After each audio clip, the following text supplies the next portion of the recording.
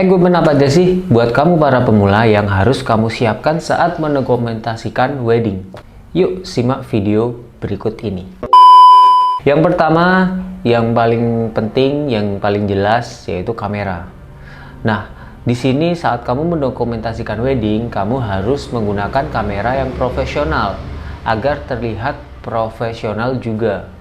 Nggak mungkin dong kamu pemula tetapi tetap memakai handphone, nanti dikira kamu malah jadi tamu bukan jadi fotografer. Ya mana bisa. Nah, buat pemula, kamera rekomendasi yang cocok buat kamu yang pertama adalah ada Canon 60D. Kenapa pakai Canon 60D? Karena di Canon itu dari segi pengaturannya juga mudah, terus kamera Canon itu yang tidak asing di kalangan masyarakat umum karena sudah tua kali ya. Selain dari pengaturan dan nama Canon, di kamera Canon itu dari segi warnanya juga sangat natural. Jadi cocok nih buat kamu yang pengen foto tetapi nggak perlu editing tambahan, bisa pakai kamera ini. Kalau selain kamera Canon, emang ada apa kak? Nah, kalau selain Canon itu kamu bisa pakai kamera Sony A6000.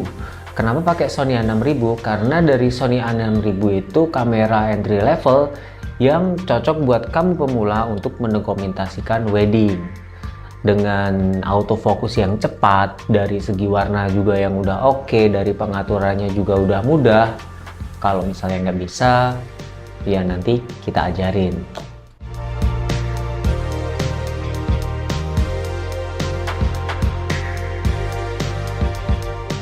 Lalu yang kedua itu ada lensa. Sebenarnya pakai lensa bawaannya juga udah cukup sih. Tetapi agar lebih maksimalnya, kamu bisa pakai lensa tambahan. Kalau misalnya kamu foto weddingnya cukup cari yang potret aja, kamu pakai lensa prime juga udah cukup. Misalnya yang 35 mili atau 50 mili itu udah cukup untuk cari foto potret yang belakangnya bokeh gitu. Jadi biar kayak fotonya ngeblur terus fokus ke objeknya, itu bisa pakai lensa prime tersebut. Tetapi kalau misalnya kamu pengen foto buat foto bareng, foto yang lebar, itu bisa pakai lensa wide angle ya paling sekitar focal yang 16 mili atau 24 mm. Tapi buat kamu yang nggak mau ribet gonta-ganti lensa, misalnya foto portrait terus pengen foto lebar terus diganti lagi lensanya, itu kan sangat ribet ya. Kamu bisa pakai lensa sapu jagat. Apa sih lensa sapu jagat itu? Jadi lensa sapu jagat itu bisa mencakup semuanya, bisa wide dapat, portrait juga dapat. Nah, contohnya pakai lensa 24 105 mili atau 24 70 mili. Nah, itu kamu bisa pakai lensa itu. Jadi kamu lebih simple buat mengabadikan momen wedding saudara kamu atau teman kamu itu.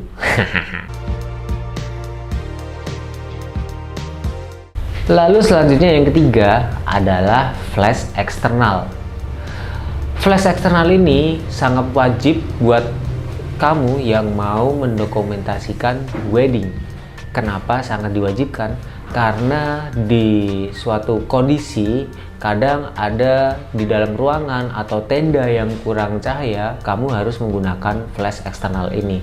Karena lensa bawaannya itu biasanya kurang sih buat pencahayaan tambahan. Jadi kamu harus bawa flash eksternal, misalnya flash Godok TT600 atau Godok SK400 itu. Selain untuk menambah cahaya, itu juga bisa membantu kamu apabila pengaturan diafragma yang cukup lebar, yang ingin fotonya fokus ke semua, misalnya buat foto bareng nih, biar fokus ke semua orang, terus kamu harus atur diafragma yang lebar. Maka dari itu kamu harus pakai flash itu. Yang keempat itu kamu harus bawa baterai cadangan dan memori cadangan. Nah, buat baterai ini sangat krusial. Nggak mungkin kamu kehabisan baterai di saat momen-momen tertentu dan kamu nggak bawa baterai cadangan. Itu sangat mimpi buruk buat para fotografer acara. Nah, kita menyarankan untuk minimal membawa 2 baterai lah buat cadangan ketika kamu mendokumentasikan wedding agar tidak tertinggal momen-momen tersebut. Dan juga memori cadangan. Sebenarnya kalau di memori kamu bawa 1 memori pun dengan penyimpanan yang cukup itu sebenarnya udah bisa. Tetapi karena kamu harus mengambil banyak momen, terus harus tidak pengen tiba-tiba penyimpanan penuh. Nah, kita sarankan bahwa memori cadangan agar ketika kamu kehabisan penyimpanan, kamu bisa ganti ke memori yang baru itu. Lalu yang terakhir adalah yang sangat penting juga, itu kamu harus menyiapkan fisik yang sehat dan kuat.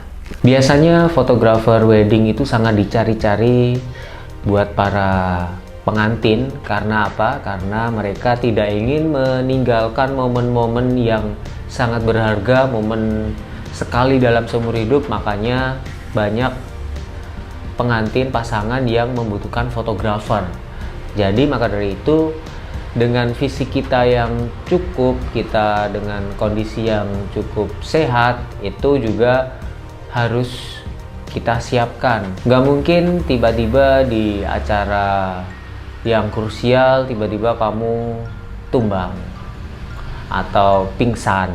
Itu sangat rawan sekali. Maka dari itu kamu harus cukup istirahat, cukup makan. Biasanya banyak di acara wedding itu makanan-makanan yang ditawarkan kepada fotografer. Kalau misalnya tidak ditawarin, kamu mungkin bisa mengambil makanan itu sendiri. Nggak apa-apa, nggak bayar dan nggak perlu sungkan untuk mengambil itu, karena itu juga hak kamu untuk mengisi tenaga dalam mendokumentasikan acara mereka. Ya, itu beberapa equipment dan yang harus disiapkan saat kamu ingin mengambil dokumentasi wedding. Apabila ada yang ditanyakan atau ada yang kurang atau ditambahkan, kamu bisa tulis di kolom komentar. Atau kamu bisa aja langsung chat ke admin-admin kita yang ada di bio kita. Cukup sekian, semoga video ini bermanfaat. Bye!